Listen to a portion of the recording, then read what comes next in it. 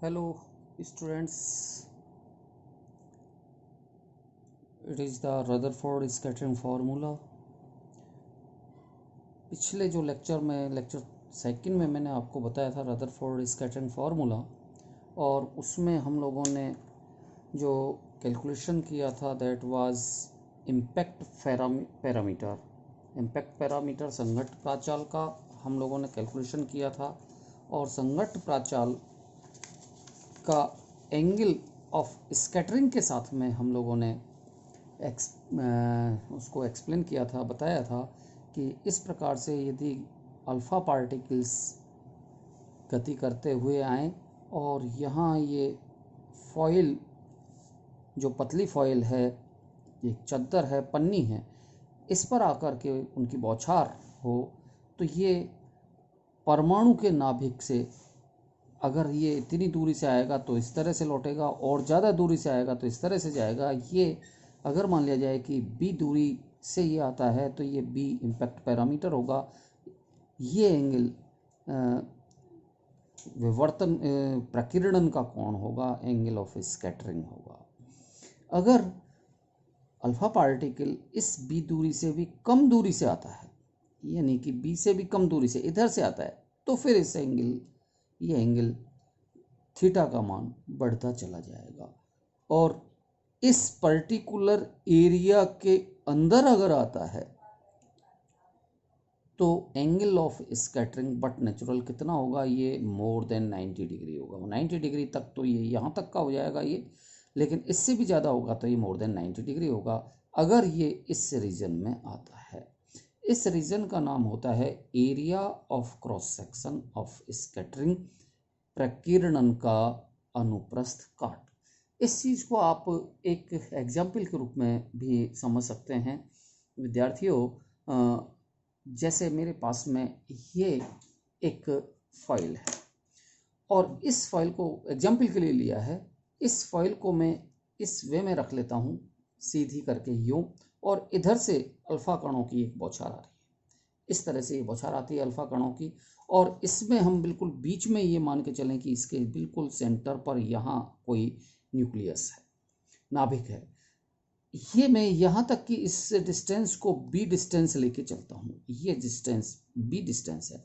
तो अगर इस रीजन में अल्फ़ा पार्टिकल्स आके टकराएंगे तो इनका प्रकीर्णन 90 डिग्री से ज़्यादा होगा, और इस रीजन से बाहर यदि अल्फ़ा पार्टिकल आके टकराएंगे तो इस तरह से ये 90 डिग्री से कम एंगल पर स्कैटर होंगे, और बहुत ज़्यादा दूरी पर होंगे तो ये बिल्कुल पास में जाएंगे। इस तरह का फॉर्मूला हम लोगों ने पिछले लेक्चर में ये मैंने आपको बताया था, that was the formula. Okay, now we start here. B, that is impact parameter, संघट्ट प्राचाल, और इससे संबंधित ये area, it is distance B, and sigma that is equal to pi b square pi r square according to pi r square. So it is the area. So area of cross section of scattering, ये वो क्षेत्रफल है जिस पर आपतित alpha कण का प्रकीर्णन कोण थीटा या इससे अधिक होगा। जैसा मैंने अभी आपको एक्सप्लेन किया कि इसका वैल्यू थीटा या इससे भी अधिक एंगल होगा। Let us assume that the width of foil is t। झिल्ली पन्नी जो हमने ली है इसकी मोटाई t है। ये हमने झिल्ली ली और इसकी ये मोटाई, यद्यपि ये एक काफ़ी बड़ा है, एक्सप्लेन करने के लिए आपको बताया है, तो ये t इसकी मोटाई हो सकती है। फॉइल जो होती है सोने की पन्नी, उसकी मोटाई माइक्रोन में होती है, तो इस तरह से ये बहुत मोटी है उसकी तुलना में, लेकिन ये it is only for your explanation. Number of atoms per unit volume, प्रति एकांक आयतन परमाणुओं की संख्या हम मान लेते हैं स्मॉल n है, इसलिए एकांक क्षेत्रफल में परमाणुओं की संख्या, इसमें एकांक क्षेत्रफल एकांक आयतन में n और एकांक क्षेत्रफल की बात करते हैं तो इसको हम इसकी मोटाई से मल्टीप्लाई कर देते हैं n इंटू टी। नेक्स्ट, झिल्ली के ए क्षेत्रफल पर अल्फा कण आपतित होते हैं तो कुल जो आपतित होने वाले अल्फा कणों की संख्या होगी वो संख्या इसको अपन क्षेत्रफल a से मल्टीप्लाई कर देंगे, तो nt into a, it will be the number of alpha particles which comes on the foil at the area of cross section, that is a। झिल्ली से अल्फा कणों के प्रकीर्णन का कुल प्रकीर्णन परिक्षेत्र, कुल प्रकीर्णन परिक्षेत्र स्कैटरिंग क्रॉस सेक्शन की वैल्यू जो होगी दैट विल बी NTA। ये तो टोटल आपके संख्या हो गई इनकी, और इसको मल्टीप्लाई किससे करेंगे हम, area of cross section sigma से, तो it will be NTA into sigma. So it is the value of area of cross section for scattering of the alpha particles. Next, since प्रकीर्णन कोण थीटा या इससे भी अधिक कोण से प्रकीर्णित अल्फा कोणों की प्रायिकता कम, प्रायिकता प्रोबेबिलिटी को हम निर्धारित करते हैं। प्रोबेबिलिटी, तो प्रोबेबिलिटी क्या होता है कि आपतित अल्फा कणों की कुल संख्या के साथ में हम रेशो देखेंगे किसका, ये थीटा या इससे अधिक कोणों से प्रकीर्णित अल्फा कणों की संख्या का। प्रोबेबिलिटी, तो प्रोबेबिलिटी क्या है, ये रेशो होती है। ये रेशो किससे है कि थीटा कोण या इससे अधिक कोण से प्रकीर्णित होने वाले अल्फा कणों की संख्या divided by total alpha particles, और इस संख्या को हम कन्वर्ट कर देते हैं एरिया में, तो then it will be total area of scattering of cross section with respect to alpha particle targeted area, यानी कि जहां जितने एरिया में अल्फा पार्टिकल टारगेट होते हैं उसका क्षेत्रफल टोटल, और जिस एरिया में जितने क्रॉस सेक्शन है उसका। तो ये क्रॉस सेक्शन वाइज एरिया हम लोगों ने यहाँ देखा NTA into sigma, so NTA into sigma divided by A cancel हो गया, NT into sigma. So it is the probability F is equal to NT into pi B square. Sigma की value हमने substitute की, so F is equal to pi B square into NT। It is equation number 8। Okay, in previous my lecture, that was the part first, we have calculated the relation between impact parameter B and angle of scattering, that is angle theta। Theta और impact parameter के बीच में ये हम लोगों ने relation calculate किया था, जो समीकरण नंबर 7 था पार्ट फर्स्ट में। इस समीकरण से हम b की वैल्यू कैलकुलेट कर लें, क्रॉस मल्टीप्लिकेशन कर लें, b is equal to 4 pi upon epsilon 0, ये नीचे आ जाएगा, ZE स्क्वायर ऊपर E and cot theta upon 2। b की वैल्यू हम समीकरण 8 में सब्सटीट्यूट कर देते हैं, ये समीकरण 8, इसमें b की वैल्यू सब्सटीट्यूट की, so b is equal to f, value substitute की तो f is equal to pi NT into this much, ये वैल्यू हमें मिलेगी। समीकरण 9, ये प्रोबेबिलिटी है। कौन सी प्रोबेबिलिटी है, प्रकीर्णन कोण थीटा के लिए प्रकीर्णित अल्फा कणों की प्रायिकता है। अब हम ये देखें कि अल्फा कणों की प्रायिकता का मान थीटा से लेकर थीटा प्लस डी थीटा के मध्य, एक थोड़ा सा एंगल वेरिएशन करके हम देखें किस तरह से, केवल थीटा से लेकर के थीटा प्लस डी थीटा के मध्य अल्फा कणों का, कि अल्फा कण इस तरह से ये आ रहे हैं फिगर में, आप देखें कि अल्फा कण, ये इधर अल्फा कण, it is the beam of alpha particles. ये बीम मान लिया जाए कि हम इस पॉइंट से इसको संकीर्ण स्लिट से निकालें और इस पॉइंट से निकले, तो यहाँ से सीधे भी अल्फा कण जाएंगे, यहाँ से ये मुड़ के भी जाएंगे, और यहाँ से ये इस तरह से भी मुड़ के जाएंगे। हम ये मान लें कि ये एंगल थीटा और ये angle theta plus D theta, these are the two angles. इन एंगल्स पर इंसिडेंस के लिए ये एक एनुलर रिंग बनेगी। एनुलर रिंग किस तरह से होती है स्टूडेंट्स, ये इस तरह से होती है एनुलर रिंग, ये वाली एनुलर रिंग होगी। ये इधर से ये अल्फा पार्टिकल्स आ रहे हैं और इस पर्टिकुलर रिंग पर आपतित होने वाले अल्फा पार्टिकल्स की प्रोबेबिलिटी हमें कैलकुलेट करनी है। हमारे पास में एफ प्रोबेबिलिटी इस पूरे एरिया के लिए तो है, लेकिन हमें इस एनुलर रिंग के लिए प्रोबेबिलिटी कैलकुलेट करनी है। तो रिंग के लिए प्रोबेबिलिटी कैलकुलेट करने के लिए सिंपल जो हमारे पास में प्रोबेबिलिटी का फॉर्मूला है, इस प्रोबेबिलिटी के फॉर्मूले को हम डिफरेंशिएशन कर दें तो D F is equal to this much, ये डिफरेंशिएशन होगा। इसमें डिफरेंशिएशन में pi N T into Z E square upon 4 pi epsilon 0 E इसका होल स्क्वायर, ये सारी चीज़ें तो कांस्टेंट हैं। सो इनकी वैल्यू तो ये यथावत रह गई।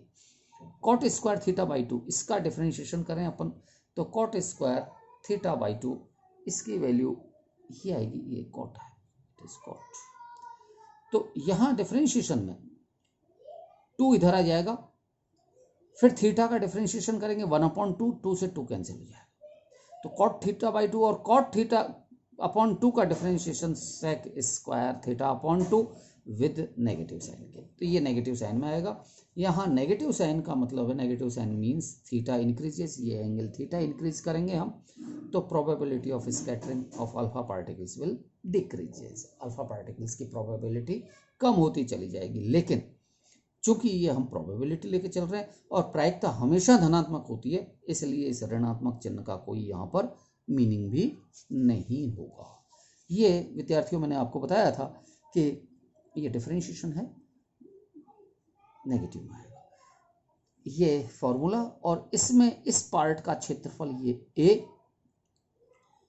यहाँ से इस एनुलर रिंग का क्षेत्रफल हम कैलकुलेट करेंगे अभी, और इसको कैलकुलेशन करने के लिए हम ये देखें कि यहाँ ये डिस्टेंस मान लिया जाए आर डिस्टेंस, ये O A B triangle, here angle is theta, so it will be perpendicular लंब, ये एंगल कर्ण, तो sine theta is equal to लंब बटे कर्ण, दैट इसलिए ए बी वैल्यू लंब perpendicular is equal to r sin theta, so it will be r sin theta, it will r according to here r sin theta. Again this distance is r d theta, इसको इस तरह से लिया जा सकता है कि ये मेरे पास में है r दूरी और यहाँ ये आर्क है, चाप, ये BC चाप, तो चाप बटे त्रिज्या ये कोण डी थीटा, इसलिए D theta is equal to चाप BC अपॉन OB, यानी कि BC is equal to R into D theta, so it is R D theta, so these values according to the figure here. Rutherford experiment में प्रकीर्णन कोण theta से theta plus D theta के मध्य प्रकीर्णित alpha कणों की वह संख्या होगी जो चित्र में रेखांकित भाग है। ये एनुलर रिंग का ये फिगर जो हमने बताया था, इसमें ये रेखांकित पार्ट है, तो इस रेखांकित पार्ट में से जितने भी अल्फा कण आएंगे उनका प्रकीर्णन कोण थीटा से थीटा प्लस डी थीटा के मध्य होगा।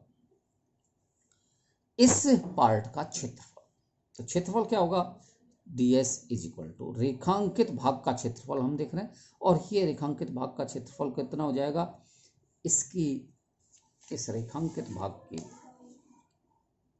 इसकी परिधि इंटू मोटाई, परिधि इंटू मोटाई किस तरह से होती है, जैसे अगर मान लिया जाए कि इस रेखांकित भाग को अगर हम काट दें और काट के फैला दें तो इसकी लंबाई कितनी होगी, जितनी इसकी परिधि। ये है कि इस पूरे इस वाले पार्ट, इस पार्ट को इसकी मोटाई ये है और ये मोटाई कितनी है, ये r इंटू डी थीटा, और इसकी रेडियस ये वाली रेडियस आई है यहाँ से लेकर के यहाँ तक की, ये r sin theta.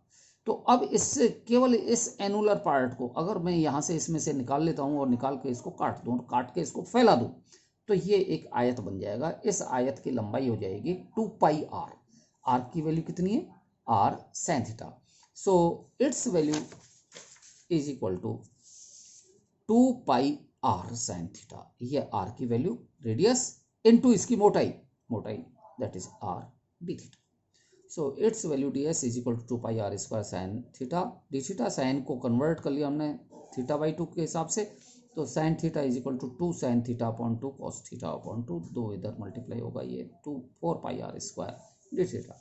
So its value is the area of this annular ring.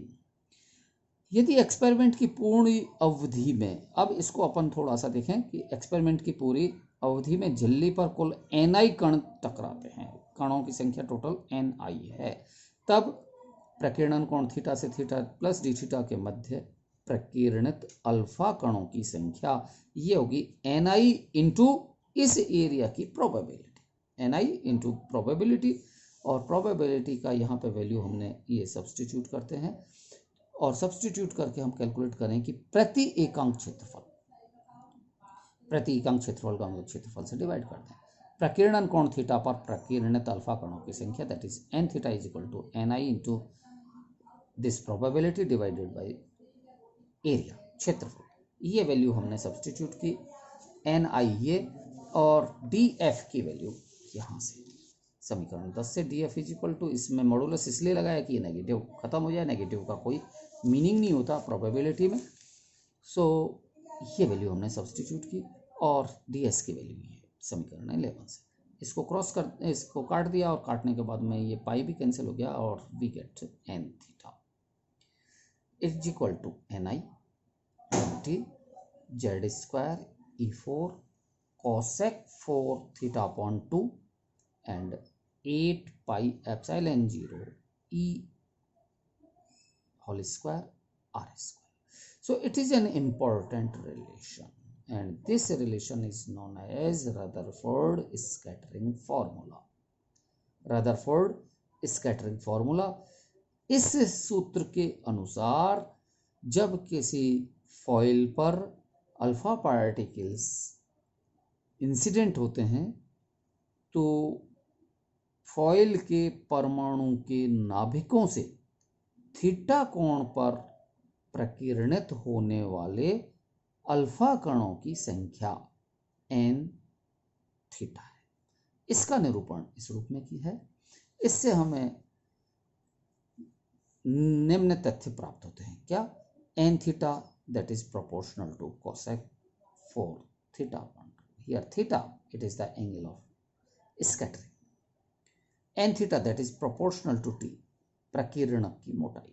जितनी मोटी हम लेंगे फॉइल उतने ही ज्यादा प्रकीर्णित होंगे.